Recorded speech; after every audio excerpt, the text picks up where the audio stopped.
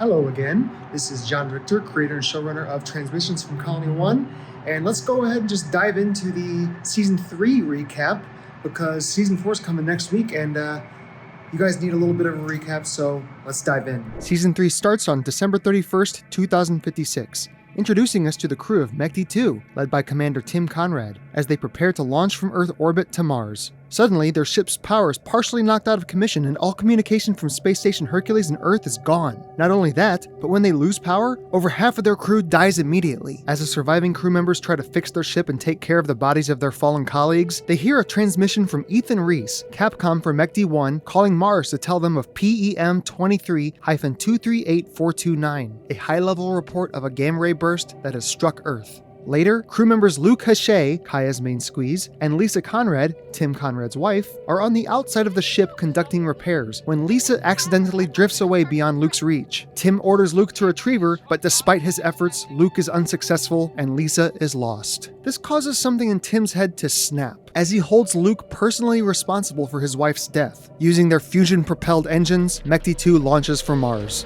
Weeks later, Mechty 2 arrives in Martian orbit and tries calling Mechty 1, but to no avail. They prepare for landing in their ship dubbed the Tarantula, but Luke reveals that the release valves that keep their lander locked to the rocket will not release, leaving them stuck. As they try to assess the situation, they witness the aftermath of the Olympus Mons eruption and fear the worst. Until Kaya calls them back and brings them up to speed on everything. Not able to land their MMLHV Tarantula, the crew attempts the first skydive on another planet, using an abort capsule to breach the atmosphere, then parachute to the surface. The crew jump out of the abort capsule, hurtling towards a Martian surface. As Luke attempts to exit the capsule, Tim fires one of the capsule's thruster engines, shooting Luke and the capsule away to near certain death, as payback for his failure with Lisa. After landing on the surface, they unite with the surviving members of Mechty 1, and Kaya freaks the funk out when hearing that Luke didn't make it. He did. Tim Conrad takes control of the mission, vowing to build Colony 1 no matter what, and secretly tells his minions Connor and Vasily that he's not going to tolerate any delays or insubordination. Mechty 2 crew member Vasily Koskov now starts to wonder if he backed the wrong horse in becoming a close supporter of a paranoid psychopath like Tim Conrad, but things will get worse before they get better. Also, Luke is retrieved, alive and well, which immediately increases everyone's suspicion about their new leader. 8 months pass, and Colony 1 is nearly complete, though it has not been an easy road. Chloe Hook, mission surgeon, is starting to get a bit exhausted with constantly patching up her crew due to work-related injuries, with Kaya Osen's amputated finger the latest in a long list of medical issues to address. We also find out that Abby Murdoch is pregnant, which will definitely complicate matters, as Commander Tim Conrad forbade any pregnancies until Colony 1 was built, and the greenhouse that Nada has been tending to for months provides sustainable food. Abby chooses to keep the pregnancy a secret from everyone, including her baby's father, Walter Langston. Why? Imagine if you got pregnant on Mars. How would you react? Sam begins to voice the discontent of the crew to Tim, who sees the progress made in building Colony 1 as worth the pains. Sam tries to convince Tim to ease up on the crew some, but the paranoid Tim Conrad does not stand for this, and uses threats from himself and his main lieutenant Connor Nye to keep Sam in line. Mechty 1 astronauts Orlando DeLuca and Jennifer Simmons, who are a bit of an item now, become more vocal in their discontent. As a means to get them out of his hair, Tim orders Orlando and Jennifer to a long-range EVA over 2,300 kilometers away into the maze-like depths of the Tartarus Montez mountain range to retrieve a supply capsule that was blown way off course years ago. Attempting to move on 8 months after the loss of his wife, Tim looks to woo Nada Moritzev, who still mourns her departed husband Fedor. Tim's advances are immediately rejected.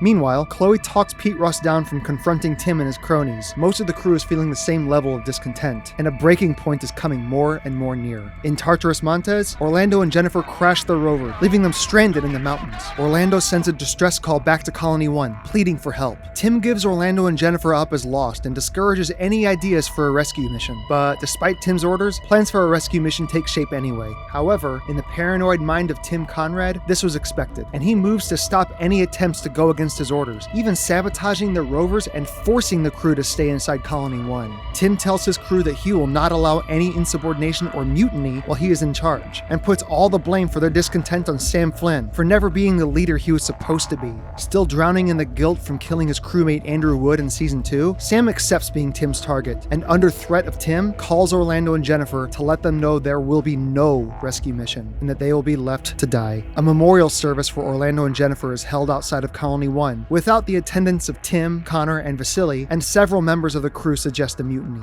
For the time being, Sam discourages this. Unfortunately, Tim had Connor and Vasily plant bugs in the comms systems in everyone's spacesuits. He can hear everything they're saying. He orchestrates a mission to send Connor to the ruins of Mechty 1's WASP spacecraft with Paul and Alina, and to, quote, make it look like an accident. Orlando and Jennifer accept their fate and pass away together. Due to recent events, Vasily is struggling mightily with his allegiances, knowing that he is now supporting a madman. He knows he is approaching a crossroads. Back in Colony 1, Tim tries to be friendly to his crew, but it backfires significantly. Kaya outright attacks Tim herself, only to be brushed to the side. Realizing how this looks and that he's basically lost his crew for good, Tim stumbles away, only to find Neda. In a last-ditch effort to connect with anybody, Tim again tries to put the moves on Neda, who again rejects him, and then Tim snaps, taking this rejection and all of his own insecurities out on Neda by strangling her. Luckily, Abby Murdoch catches him and gets him to let Neda go before he kills her. Incensed, Tim calls Connor and gives the secret order Anzu. Connor accepts this order and promptly executes Mechty 1 crew member Alina Torres. Connor then attacks Paul, pushing a piece of wreckage onto him and leaving Paul for dead, while reporting a fake distress call about Paul and Alina's death before returning. With news of Alina's death, Mechty 2 crew member David Stern, who was in a romantic relationship with Alina Torres, loses it and confronts Tim, only to be physically beat down. Connor returns and tells Tim that he's accomplished his mission of killing Paul and Alina. Seeing this as the straw that broke the camel's back, Sam finally joins the others and secretly calls for a mutiny. Though again, Tim is listening in and announces he knows of a planned mutiny and blames Sam. Sam steps forward and accepts all responsibilities and consequences in exchange for the safety of everyone else. Tim condemns Sam to death. But as Tim gives the order to take Sam to the airlock, Paul Kirsch returns to Colony 1, immediately dismissing Connor's fake distress call. At this moment, Vasily and Sam launch their mutiny. Tim flees the command center, heading to Colony 1's greenhouse to make his last stand. As Paul Kirsch enters Colony 1, he faces Connor Nye, who attacks the Mechty 1 pilot. Connor breaks both of Paul's knees in the fight and is about to kill him until Mechty 2 astronaut Nicole Snow comes to the rescue and subdues Connor. Tim steals a scalpel from the medical bay and is heading to the greenhouse, but is confronted by Mechty 1 astronaut Pete Ross, who Tim stabs in the gut. In the greenhouse, after months of work, sprouts are finally appearing, a milestone on Colony 1's road to self-sufficiency. Tim enters the greenhouse, where he finds David Stern, who is still mourning his girlfriend Alina Torres. David and Tim fight, with Tim overpowering David and viciously killing David in the process. Kaya and Luke intervene, albeit a bit late, and Tim is about to finally get his wish of killing Luke, but Sam appears, and in an attempt to subdue Tim, depressurizes the greenhouse. Luke and Kaya are saved, and Tim is subdued. In the medical bay, Paul and Pete are treated for their wounds. Nicole Snow, incensed with the news of her best friend David Stern's death, grabs Tim's scalpel and is about to attack him until Abby Murdoch breaks the tension by announcing her pregnancy to everyone. Later, several members of the crew want Tim and Connor tossed out of the airlock immediately, but Tim correctly points out that Sam has already exhibited the same level of danger by killing Andrew and by depressurizing the greenhouse, killing all the sprouts that they worked so hard to produce, and that he has just as much reason to go out the airlock as Tim and Connor. Sam admits Tim is right and tries to figure out if anybody should lead the mission now. It is at this point that Chloe Hook, reaching her limit with cleaning up after everyone's fights and injuries, gives an impassioned speech for everyone to stop killing each other, stop attacking each other. She points out that they are the last remnants of the human race and were selected to be the best representatives of that human race. And if they are killing each other like this, what does that say? Meanwhile, Walter and Abby are in the observatory, gazing at objects in the sky while discussing a future with a baby on Mars, when they locate a strange object beyond the orbit of Saturn. This object ends up being C/2033A2, the comet that was aimed for Earth, necessitating the existence of Mechty. But Walter finds out this comet has a new trajectory, Mars. As Chloe finishes her plea, Vasily freaks out, seeing a transmission received from Edwards Air Force Base north of Los Angeles. The transmission is from Mechty 1 crew member Rachel Yoshida, who announces that she has made it back to Earth and that there are survivors. Alright, that just about does it for the Season 3 recap of Transmissions from Colony 1. A lot of questions brought up in that last episode, like, why is Rachel in Southern California? What are they going to do about the comet? Whatever happened to Fedor? He went to Earth, supposedly, with Rachel. Where is he? There's no word of him. All those questions and more will be answered starting next week with the premiere of Season 4 of Transmissions from Colony 1. I'll see you on Mars. Thanks for watching.